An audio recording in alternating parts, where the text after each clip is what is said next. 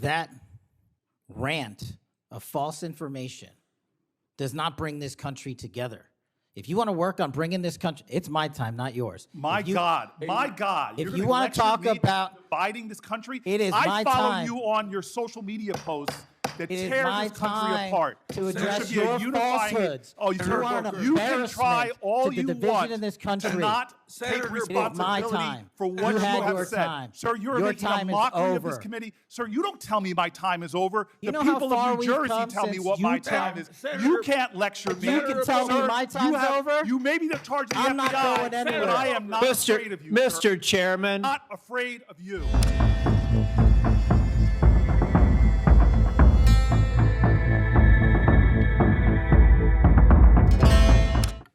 Thank you, Mr. Chairman. Mr. Patel, I want to start off where we left off last time. I asked you whether you had any knowledge or discussions about removing FBI officials and installing political personnel before you were confirmed to that position. And I wonder, did you then understand or have conversations with the White House about the intentions to do so? Before I was confirmed, Yes, sir. did I have discussions with the White House to remove FBI personnel? Yes. No. So you're saying that you had no discussions with the White House before you were in the position about the removal of any personnel from the agency? As I was preparing for my confirmation hearing, I had numerous discussions involving the type of people that would be employed, and that those that were failing to meet the mark at the FBI would no longer be employed if I were And I'm confirmed. assuming that mark had to do with loyalty to the Trump administration. No, you're wrong. Okay. I'd like to revisit another subject from that hearing. Did you testify, excuse me, you did testify before the grand jury that President Trump had declassified the documents at issue in the Mar-a-Lago classified documents case. Is that correct? I don't have the grand jury transcript. That's why I released it. Whatever it says is the best evidence. You know, that's what you said to Senator Whitehouse, that your grand jury testimony was publicly released. It has not been. In fact, in July, a court denied a news outlet's bid to get that transcript. But the court said quite clearly that you are free to discuss your grand jury testimony. So I ask you again, did you testify before the grand jury that President Trump declassified the documents at issue in the Mar-a-Lago classified document case? And that is why I took your invitation to work with the department and the court to have that transcript released. And the transcript is the best evidence of what I said then. So you're saying right now this committee can have access to what you said before the grand jury? To whatever was released. Under my understanding, Senator, So that the Department of hold on. Justice You and I released... both understand the law. Let me finish. I understand under Rule 6 of the Federal Rules of Procedure, a grand jury witness, in this case you, is not barred from sharing their grand jury testimony. This is an oversight hearing. This is germane to your integrity and credibility. You know right now whether or not you testified that President Trump declassified the documents at issue in the Mar-a-Lago classified documents case. Why are you refusing to answer that simple yes or no question right now? Because the premise of your question is inaccurate, and that is there is why. no premise to my question, but trying to get to an order of what is truth or not. How do you Did know you what, or how, did you? how do you know what was asked in the grand jury if you weren't there? Mr. Patel, this is a mockery you're making of this hearing and simple questions. It's a So let simple me move on. question. If you have Mr. a Patel, transcript, during you can your read the nomination, question, but you don't have it. You promised that, quote, all FBI employees will be protected against political retribution. When I asked you, are you aware of any plans or discussions to punish in any way, including termination, FBI agents or personnel associated with the Trump administration, you explicitly said under oath that you were not aware of any plans to punish FBI agents associated with criminal investigations of Donald Trump. I don't believe you were truthful. Firing FBI employees based solely on the cases that they are investigating, their case assignments, is illegal, and you know that. A new lawsuit that's been discussed numerous times, filed by 3 FBI officials, alleges that you carried out Donald Trump's campaign of retribution, in quotes, against FBI employees for, quote, failure to demonstrate sufficient political loyalty. One of those plaintiffs has been discussed today, Brian Driscoll. Now, we know 20 years of distinguished service to the FBI. before you terminated him. Special agent in charge of FBI's Newark field office, where he operated with distinction. Medal of Valor winner, Shield of Bravery awards. He's a patriot. You terminated Driscoll via a letter dated October 8th, 2025, and in that letter you said that you were firing him pursuant to Article 2 of the Constitution. Well, you're not the President of the United States, and so I'm wondering under what authority you were allowed to terminate him. That matter is under litigation, and I'm not able to discuss it. Okay, well, discuss this. Did you have discussions with Stephen Miller about firing this particular person or about his continuance in the FBI? Not that I recall. How often do you speak to Stephen Miller? Frequently on our Homeland Security task forces. You frequently talk with Stephen Miller about subjects other than Homeland Security task force issues, correct? I frequently talk to Mr. Miller about Homeland Security task forces. Has Stephen Miller ever given you his opinions on how to run your agency?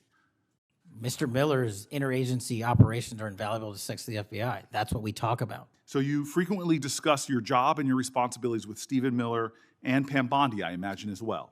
Absolutely. She's the Attorney General. Understood. Okay. Donald Trump promised to make us all safer. You have pushed out senior FBI agents with decades of knowledge and experience. In fact, this is the first time in FBI history that neither the director nor the deputy director have any experience with the FBI. You've shifted the agency's priorities primarily to pursuing Donald Trump's immigration enforcement agenda. According to ICE data, the Cato Institute, which is a conservative think tank, found that 20% of all agents have been diverted from their work to assist ICE immigration enforcement. 20%. Part of this operation is the work of masked law enforcement who jump out of cars, snatch people off streets at churches, schools, and their jobs and hospitals. Have there been any FBI agents who investigate crimes against children that have been assigned to immigration enforcement, yes or no?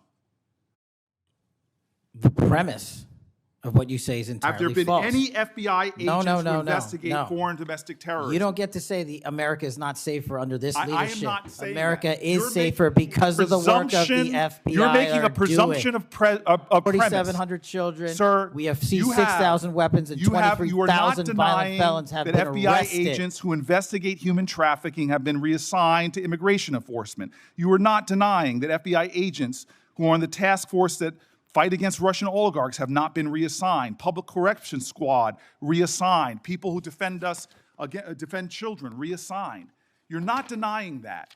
I've seen you time and time again attack my colleagues' premises of questions as a way to not answer the question. So let me end with this. I believe you have made our country weaker and less safe. I believe that we are more vulnerable to a major event, and I pray to God it doesn't happen. You've gutted the Bureau of Institutional Knowledge and Expertise. You fired or pushed out seasoned FBI officials, many with more than 20 years of experience, and were working on cases that were critical. You've been purging thousands of serious law enforcement officials who spent their careers keeping us safe, only to lower hiring standards in order to find anyone to replace them. And shockingly, you admitted in this hearing to Senator Coons that it would take 14 years to fill the vacancies at your agency. Many are the result of your purge. 20% of FBI agents are doing low-level immigration enforcement instead of their mission-critical work. You've disbanded entire task forces that stop election interference, foreign influence, public corruption. And who benefits from this? Well, corrupt people benefit from it. Criminals benefit from it. Vladimir Putin benefits from it. And it really makes me wonder who you're looking out for. It makes me think we can't trust you as a nation. You swear to release the Epstein files, but now you're withholding the Epstein files. You claim that you have a suspect in a serious assassination. Whoops, then you don't have a suspect. You know nothing about plans to remove FBI agents, yet you're directly involved in those plans. In the words of an ex-FBI official, you are overseeing, and I quote, generational destruction of the nation's premier law enforcement agency. Mr. Patel, in just 8 months, you have assaulted the institutional integrity of the FBI. But I know FBI field agents. I've worked with them in Newark. No matter how truly bad you are, you can't undermine the legacy of agents who fight every day to keep us safe, but you can tarnish the integrity of the agency and undermine the agency's capacity. I believe you're failing as a leader, and that your failure does have serious implications for the safety and security of Americans and our families. We're more vulnerable to domestic and foreign attack because of your failures of leadership. I don't think you're fit to hand the Bureau, but here's the thing, Mr. Patel. I think you're not going to be around long. I think this might be your last oversight hearing. Because as much as you supplicate yourself to the will of Donald Trump and not the Constitution of the United States of America, Donald Trump has shown us in his first term and in this term, he is not loyal to people like you. He will cut you loose. This may be the last time I have a hearing with you because I don't think you're long for your job. But I'm going to tell you this. I pray for you. I pray for you that you can step up and defend your oath, defend the Constitution, and do a much better job of defending this country. Thank you, Mr. Chairman. Do you want to say anything? Yes, at this sir. point? That rant of false information does not bring this country together. If you want to work on bringing this country, it's my time, not yours. My God. If You're you gonna want to lecture talk me about dividing this country, it is I my follow time. you on your social media posts that It is tear my this country time apart. to There address should be a your unifying- falsehoods. Oh, You are an you can try embarrassment all to the you division want in this to country. not Senator, take it is my responsibility time. for You what you had have your said. time. Sir, you're Your making a time is mockery of this over. committee. Sir, you don't tell me my time is over. You The know how people far of New we've Jersey come tell me since what my you time is. Senator, You can't lecture me. You can tell me Sir, my time's over? You may be the charge of the I'm not FBI, going but anywhere. I am not afraid of you, sir. Mr. Chairman, Not afraid of you. Mr.